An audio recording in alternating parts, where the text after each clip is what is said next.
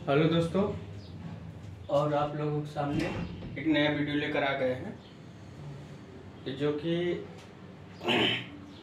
Rectifier से। तो rectifier पहले इसके पहले हमने आपको वीडियो बता दिया है। ठीक, अगर वीडियो अच्छी लगे तो लाइक और सब्सक्राइब करिए, अपने दोस्त साथ शेयर कीजिए। तो आज जो हम पढ़ाएंगे आपको मरकरी आर्क रेक्टिफायर। कल क्या पढ़ाए थे आपको? कल मशीन कन्वर्टर पढ़ाए थे, आज मरकरी आर्क रेक्टिफायर पढ़ाएंगे। तो मरकरी आर्क रेक्टिफायर क्या होगा? मरकरी आर्क रेक्टिफायर ये दो टाइप के हैं। मरकरी आर्क रेक्टिफायर, मरकरी में आर्क जनरेट हुआ, इसलिए इसका नाम मरकरी आर्क रेक्टिफायर। तो इसमें दो टाइप होती है, एक ग्लास बल्ब, एक होता है steel tank. Steel tank type तो हम दो पढ़ेंगे। इसका जो प्रयोग होता है 500 एम्पियर और 500 वोल्ट। इसका होता है दो, एक हाई एक लो वोल्टेज। तो हाई वोल्टेज लगभग 20 केवी और 600 किलोवाट, और लो वोल्टेज में 3.3 केवी 2500 किलोवाट। दो यूज में हम प्रयोग कर रहे हैं। स्टील टैंक का प्रयोग एक हाई वोल्टेज में करते हैं 20 केवी 600 किलोवाट, और लो वोल्टेज में करते हैं 3.3 केवी 2500 किलोवाट। और ग्लास बल्ब 500 एम्पियर 500 वोल्टेज के लिए हम प्रयोग करते हैं। जितना नोट डाउन कर लिए। मरकरी आर्क रेक्टिफायर हमारा 2 टाइप का हो गया। ठीक, अब इसमें बारी बारी करके पढ़ेंगे ग्लास बल्ब और स्टील टैंक। ये पूछता है आपका, याद रखिएगा, 500 एम्पियर 500 वोल्ट, और वो भी पूछता है, इसलिए हमने लिखा दिया। कंपटीशन एग्जामों में पूछता रहता है।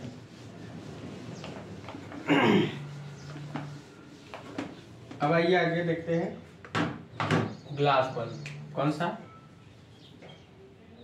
Glass bulb.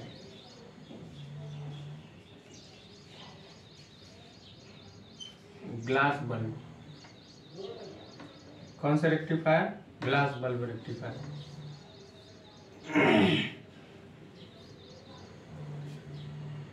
इसमें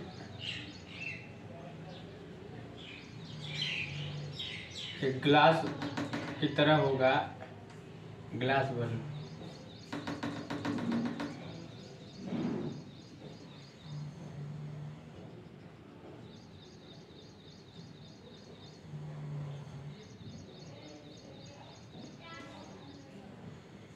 ठीक,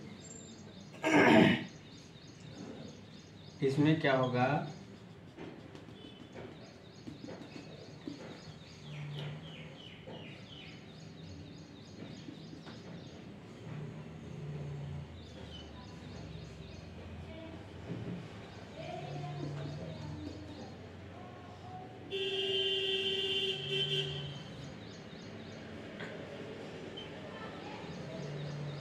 इसको बोलते हैं ग्रेफाइड एनोड। लिख दे,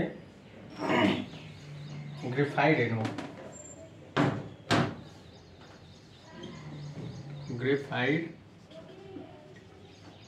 एनोड। इस यहाँ मरकरी भरी रहती है, लिक्विड रूप में रह जाती है।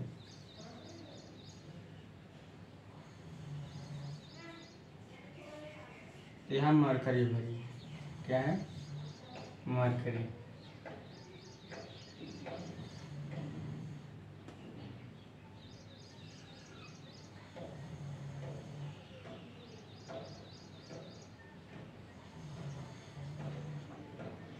तो मरकरी यह आपका हो गया है मरकरी।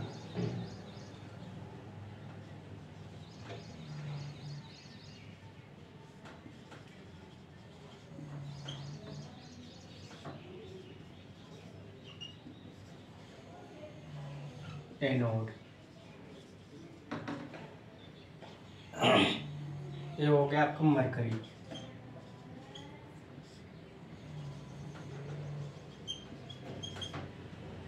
तो इसमें देखा जाए तो ग्लास बल्ब हमारा graphite anode, positive plate, mercury negative plate, एक कंट्रोल ग्रिड हो गया, कंट्रोल ग्रिड, इसको बोलते हैं स्क्रीन ग्रिड। ये तो कंट्रोल ग्रिड हो गया, इसको बोलते हैं स्क्रीन ग्रिड। ठीक, तो एक हो गया कंट्रोल ग्रिड, एक हो गया स्क्रीन ग्रिड। ठीक, एक हो गया ग्रेफाइट एनोड, एक हो गया मरकरी कैथोड।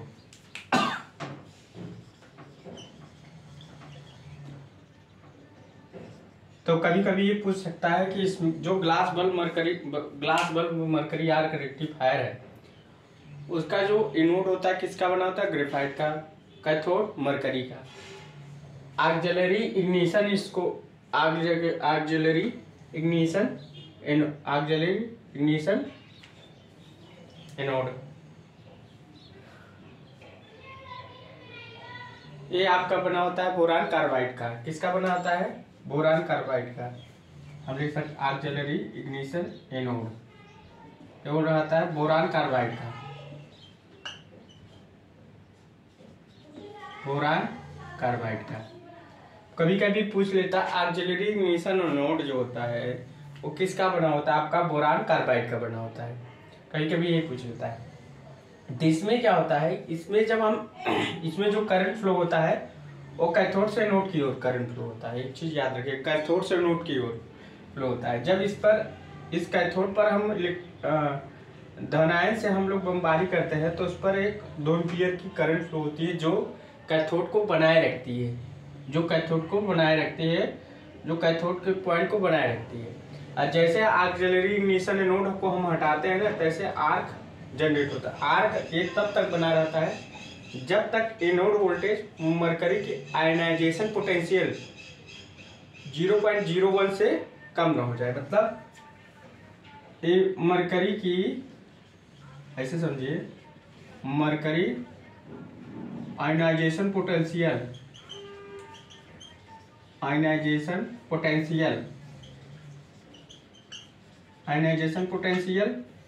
कितना? 0.01 वोल्ट से कम ना हो जाए। मतलब इसकी जो वोल्टेज है anode voltage is less than anode voltage, तब तक बना रहेगा। अब कम होगा नहीं, आर्क बना रहेगा।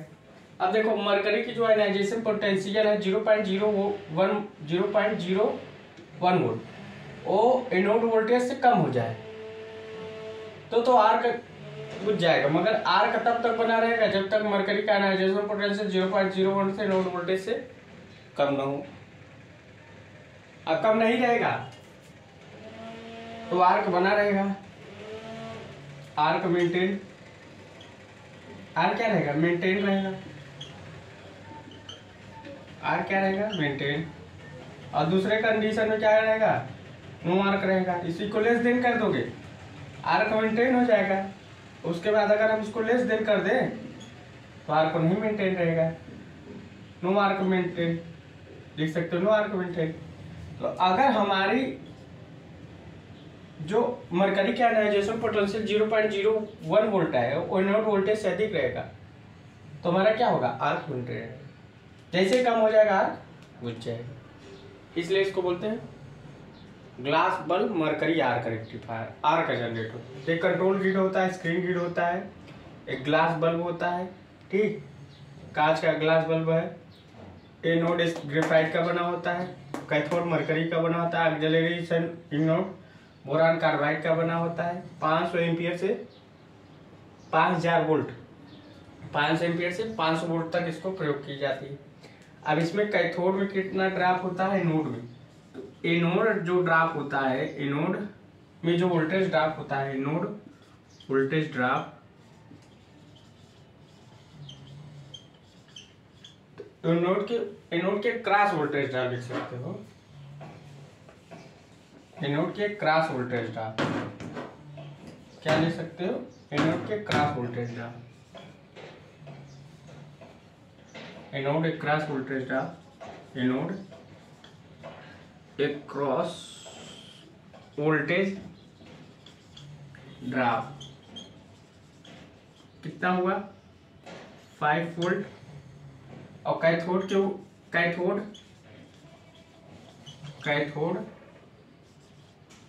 एक क्रॉस वोल्टेज ड्रॉप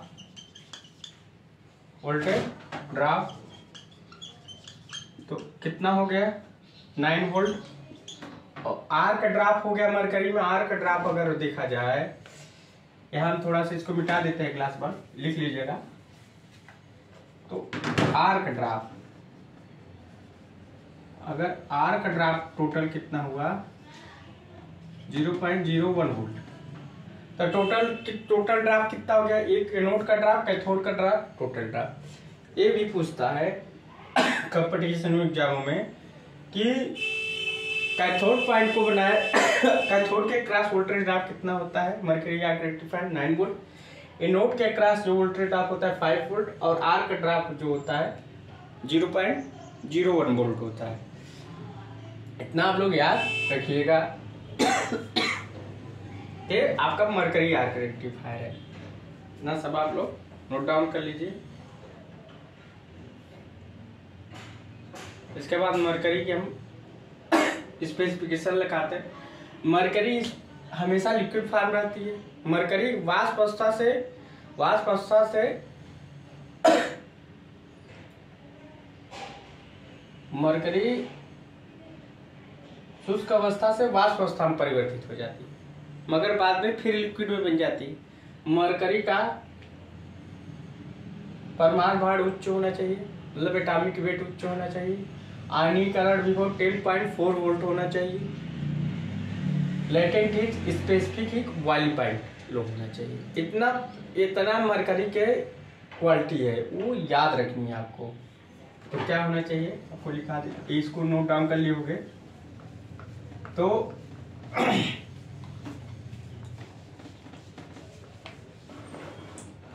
सब क्या होना चाहिए, सब आपको लिख लिए होगे, लिखा देता हूँ। इसको तो बना लिए होगे, ठीक, इसको भी बना लिए होगे। अब देखा जाए तो क्वालिटी ऑफ मरकरी,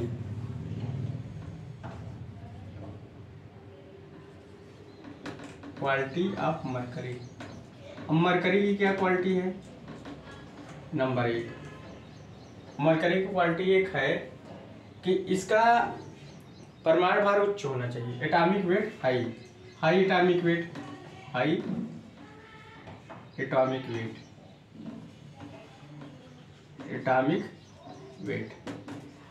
वेट। दूसरा आयनाइजेशन पोटेंशियल,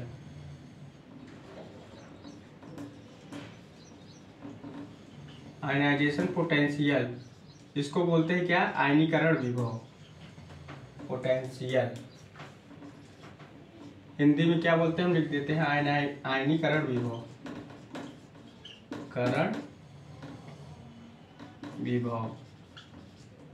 कितना होना चाहिए?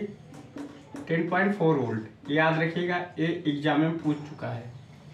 तीसरा लेटेंट हीट, स्पेसिफिक हीट और बॉइलिंग पॉइंट लो होना चाहिए। लो बॉइलिंग पॉइंट,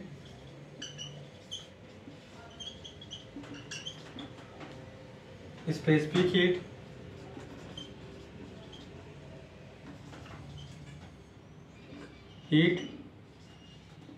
कौन सा हीट? Specific heat. और boiling point, specific heat, latent heat, गुप्त ऊष्मा, लेटेंट हीट। तो क्या क्या होनी चाहिए? और सामान्यतः द्रव अवस्था में रहती है। नॉर्मल सामान्यतः द्रव अवस्था में रहती है, नॉर्मल लिक्विड फॉर्म। नॉर्मल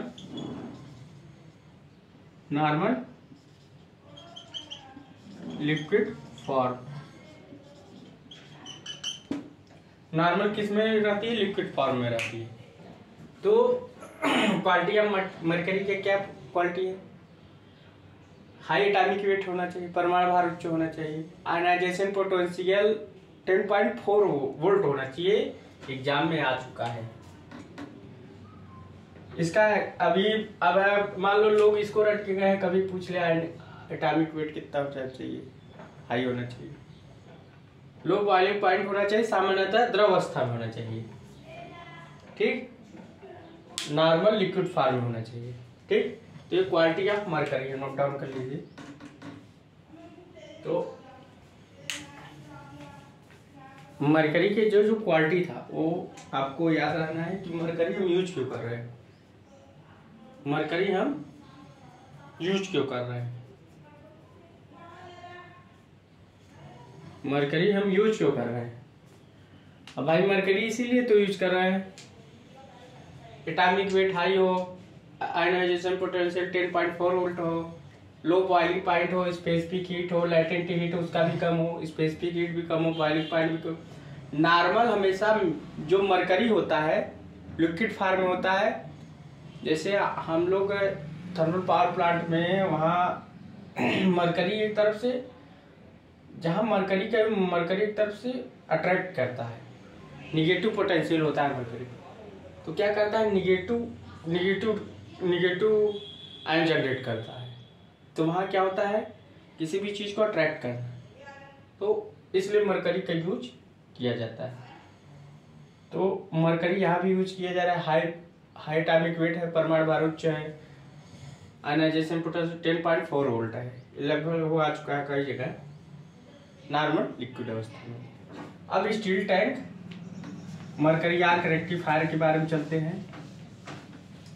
किसके? Steel tank mercury arc rectifier. तो anode draft 5 volt, cathode draft 9 volt, arc draft 0.01 volt. अब हम चलते हैं steel tank mercury arc rectifier. Steel tank mercury arc rectifier, MAR मतलब मरकरी आर्क रेक्टिफायर। उसमें भी MAR नहीं लिखे थे, तो वो ग्लास वाली स्टील टैंक। तो स्टील टैंक में सीधा कुछ नहीं है, सेम वही चीज़ है, बहुत ज़्यादा घबराने की चीज़ नहीं है, घबराने वाली बातें नहीं है, तो घबराओगे क्या?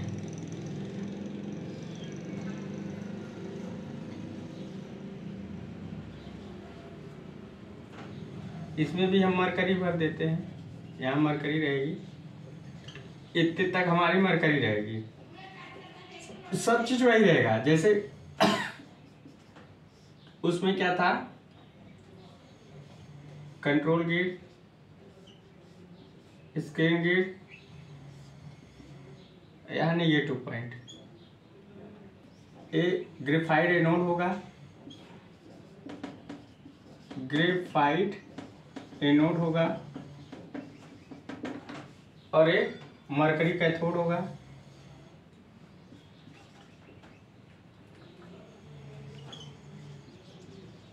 मरकरी कैथोड होगा,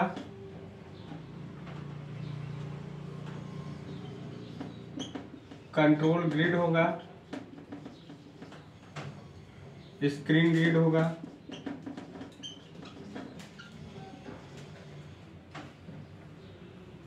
समझ गए? सेम चीज वही होगा। इसका हमने लिखा दिया था, इसका उपयोग हम लोग हाई वोल्टेज और लो वोल्टेज में करते हैं। तो हाई वोल्टेज कितना रहता है? 20 kV, लो वोल्टेज 3.3 kV। जब 3.3 kV होता है तो कितना किलोवाट जाता है? 2500 किलोवाट। कितना? 2500 किलोवाट।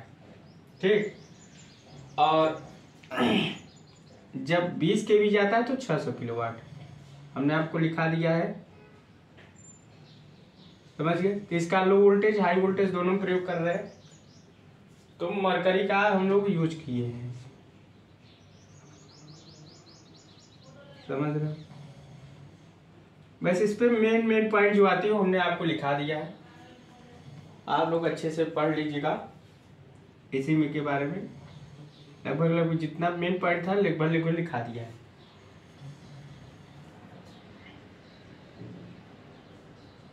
ठीक, तो इसमें भी सेम चीज, इसमें टैंक है, स्टील टैंक है, स्टील का बना है टैंक है। ये जो टैंक बना है इसलिए इसका नाम स्टील टैंक है, स्टील का बना टैंक है, स्टील टैंक इसलिए नाम इसका स्टील टैंक है। और सेम जो प्रोसेस है मरकरी आर्क मतलब ग्लास बल्ब की तरह वर्क है। इसमें भी control gate, screen gate, mercury arc rectifier और ऑक्सिलरी इग्निशन नोड हमने नहीं बनाया, यहाँ बना लेते हैं। Auxiliary ignition anode,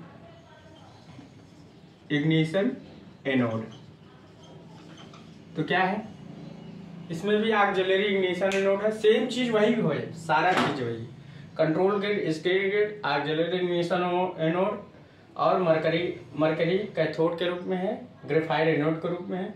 same process वही है, बस इसका जो टैंक बना है स्टील टैंक, इसलिए इसका नाम steel tank mercury arc rectifier का जितना लगभग वीडियो था मतलब मरकरी। अब इसके बाद आपका आएगा कॉपर ऑक्साइड में हमने लिखाया था ऑक्साइड, मेटल प्लेट में हमने बताया था एक कॉपर ऑक्साइड और सेलेनियम ऑक्साइड, वो बताएंगे इसके बाद। तो आपका आज जो मरकरी आर्क रेक्टिफायर से था हमने वीडियो बना दिया है। तो वीडियो अच्छे लगे तो अच्छे से नोट्स बनाइए। So thanks.